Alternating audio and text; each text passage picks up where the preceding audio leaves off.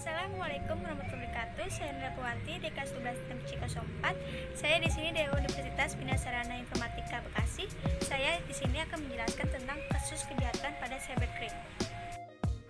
Pada kesempatan kali ini, saya akan menjelaskan tentang cybercrime.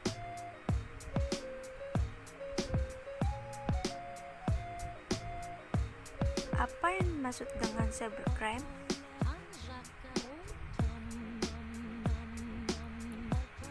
Cybercrime merupakan salah satu tindakan kejahatan. Istilah cybercrime, tindakan kejahatan yang berhubungan dengan dunia maya dan tindakan kejahatan yang menggunakan komputer. Jenis-jenis kejahatan pada cybercrime. Yang pertama, ada pencurian data. Aktivitas cybercrime yang satu ini biasanya dilakukan untuk memenuhi kepentingan komersil karena ada pihak lain yang menginginkan data rahasia pihak lain. Yang kedua, cyberterrorism. Cyberterrorism merupakan tindakan cybercrime yang sedang banyak diperangi oleh negara-negara besar di dunia, termasuk Indonesia. Pasalnya, aktivitas cyberterrorism kerap kali mengancam keselamatan warga negara atau bahkan stakeholder yang mengatur jalannya pemerintahan. Yang ketiga, carding. Carding adalah istilah yang digunakan untuk menyebut penyalahgunaan informasi kartu kredit milik orang lain. Para kader pelaku carding biasanya menggunakan akses kartu kredit orang lain untuk membeli barang belanjaan secara online. Kemudian, barang gratisan tersebut dijual kembali dengan harga murah untuk mendapatkan uang. Yang keempat, hacking. Melakukan akses terhadap sistem komputer tanpa izin atau dengan melawan hukum sehingga dapat menembus sistem pengamanan komputer yang dapat mengancam berbagai kepentingan. Yang kelima, menyebarkan konten ilegal. Menyebarkan konten ilegal yang masuk dalam ranah cybercrime diantaranya adalah video porno, penjualan senjata api ilegal, jual beli narkotika, dan lain sebagainya. Selanjutnya, apa itu cyberlaw? Cyberlaw adalah aspek hukum yang istilahnya berasal dari cyberspace, yang ruang lingkupnya merupakan setiap aspek yang berhubungan dengan orang per orang atau subjek hukum yang menggunakan dan memanfaatkan teknologi internet yang dimulai saat memasuki dunia maya. Apa itu hukum cyberlaw? Hukum cyberlaw adalah istilah hukum yang terkait dengan pemanfaatan teknologi informasi. Istilah lain yang juga digunakan adalah hukum teknologi informasi Law of Information Technology, hukum dunia maya Virtual World Law, dan hukum mayantara. Selanjutnya kita masuk ke kasus kejahatan cybercrime tentang pencemaran nama baik.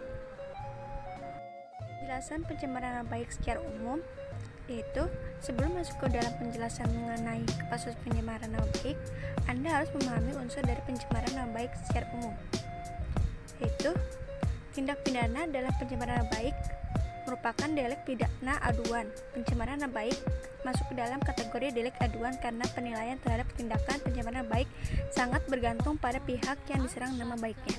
Tindak pidana pencemaran nama baik hanya dapat diproses oleh pihak berwenang jika terdapat pengaduan dari korban pencemaran.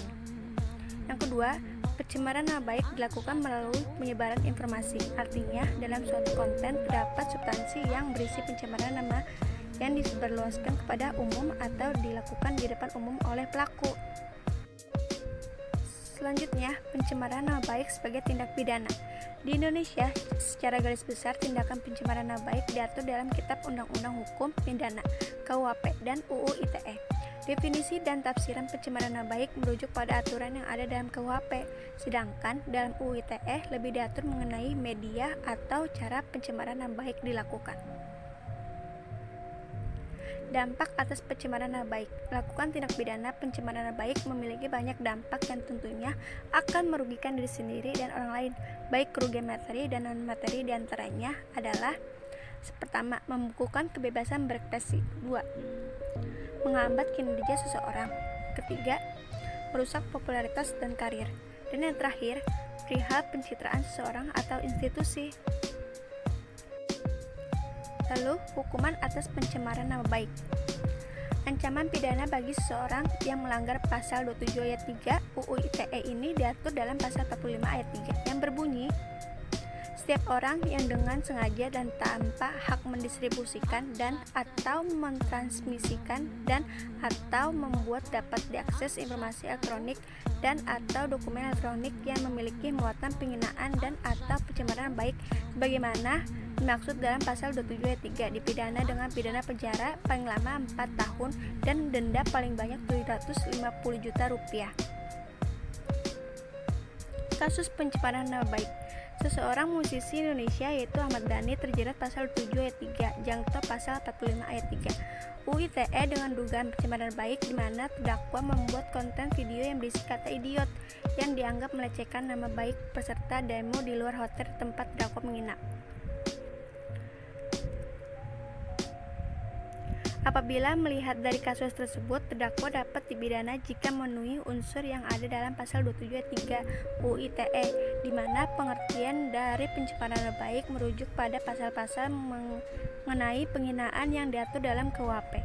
Dalam membuktikan apakah ada penghinaan atau pencemaran baik, konten dan konteks dari suatu informasi sangatlah penting untuk ditelaah dan penilaiannya bersifat subjektif, karena hanya dapat dinilai oleh seseorang yang bersangkutan. Artinya, target sasaran dapat tersebut mengandung unsuran penyeberangan terhadap kehormatannya, sedangkan secara konteks dapat dinilai secara objektif melalui maksud dan tujuan pelaku atas pembuatan dan penyebaran luasan konten tersebut.